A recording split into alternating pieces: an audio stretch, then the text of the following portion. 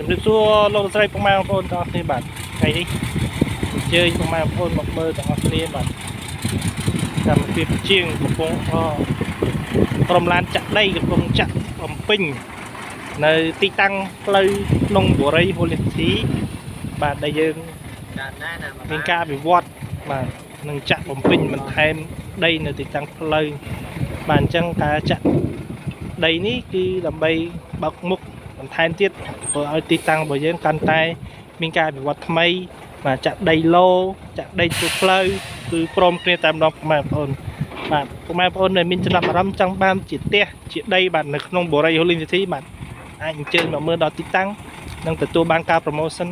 បាទជាក់ស្ដែងនៅនឹងទីកន្លែងតែម្ដងបាទព្រោះរាល់ឡើងបាទមកមើលដល់ទីតាំងមកឃើញសកម្មភាពនៃការវិវត្តថ្មីថ្មោងរបស់បុរីហូលីធីបាទសូមអរគុណ